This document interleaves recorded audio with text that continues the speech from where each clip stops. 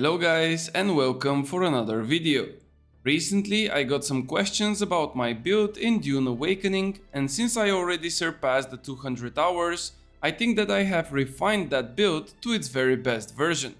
I did quite a lot of testing with different skill setups, both with the active abilities as well as the passives and the technique ones, and now I think that I have the perfect fit for my taste when it comes to my playstyle. First, I want to share with you my choice of gear, and it won't take us too long as it's quite simple. I'm playing with light equip load, so for me the perfect set of armor is the Pincushious armor, with the only exception of the pants. For that piece I prefer to go with the X-Core leggings, as they will reduce my stamina consumption. Another thing to note is that the Pincushious boots were not yet in the weekly deep desert rotation, but as soon as they become available I will replace my current boots with them. When it comes to weapons, you should know by now that in Dune Awakening there is no such thing as one weapon build. The combat system is complex enough to provide different counters and to segregate the combat on different distances, and because of that I think that a person should use at least 3 weapons. One for long range, one for medium and short range, and one melee. This is the exact number of weapons with which I'm currently playing, even though I rarely use my medium range gun, which is the Regis Burst Drill Shot. I believe that this weapon is amazing, but in the current state of the game I believe that the best medium range one would be the SMG code A Dart for Every Man, which was in rotation 1 week ago. The Ancient Way rocket launcher is my personal choice for long range combat, and in my opinion it's the best weapon in the game. Not only that it has a really good range and high base damage, but also it has an auto tracking system which allows you to guarantee ground to air combat to the pursuing choppers on top of your head. For melee weapon I go with a dagger and I use the replica pulse knife, but if you feel that another type of a blade is your thing, feel free to change and to adapt it to your build. And now let's get to the more exciting and actually more impactful things for the build, which of course are the skill trees of all the different 5 classes. Starting with the Trooper, I prioritize a lot of the passives from the left side, as they provide me with a good range damage increase of heavy weapon damage, and of course the reduced repair costs for using and repairing my weapons.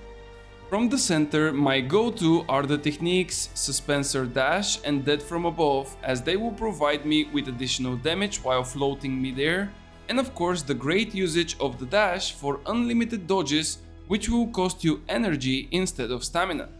From the right side of the Trooper skill tree, I cannot pass to take the Shiga Wire Claw, as with it I will have an insane movement all around the place, and in some cases I can also use it as crowd control towards my enemies. Going over to the next class, which is the Mentat, I only have to pick 3 passives, and they are all located on the left side of the skill tree. 2 of them will reduce the wearing of my armors, as well as increasing the efficiency while repairing armor pieces, and the third one will simply increase my range damage with 9%. Planetologist is a very unique and a must-have skill tree for all PvE players, but even for the PvP focused ones there are few passives which you should definitely not ignore. From the left side I like to use rerouting for quicker power regeneration, and the follow-up passive of Overcharge, which provides me with flat 40 maximum power. Another passive which I love from the skill tree is the Vehicle Repair, which will increase the efficiency of repairing to all vehicle parts. Getting closer to the end, the next skill tree is the one from the Bene Gesserit. Here we have a bit more variety, as I've seen people running with the Bindu Sprint as well as some voice abilities in their kits. My go-to, however, are the passives for melee damage and short blade damage on the left side, combined with Weirding Step ability. The remaining points I invest on the right side of the skill tree, where I secure myself the additional HP, increase healing effects, and the increased threshold to poison damage. And finally, the last skill tree which we have to look at is the one of the Swordmaster. Here again, same as the Bene tree, you can have variety of combinations. I've tried to play with the knee charge, but the amount of times in which I completely missed my target were way too high. Instead, I decided to play with crippling strike.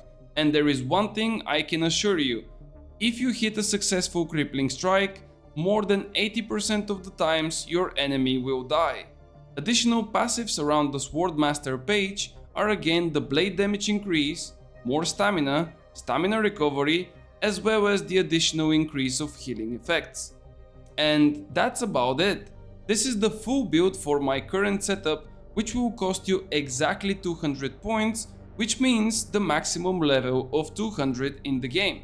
Of course, before reaching that number, you would not be able to have the maximum potential for some of the skills and the passives, but as long as you have invested even 1 point into them, the bonus would still be quite nice.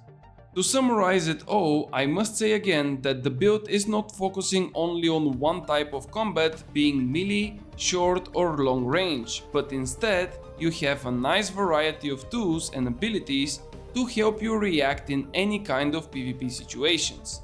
Now it's time to say thank you for watching up until the end, and I wish you good luck in the deep desert. If you want to see more content related to Dune Awakening, make sure to subscribe to the channel and join our Discord community server. I'm out, and I will catch you guys on the next one.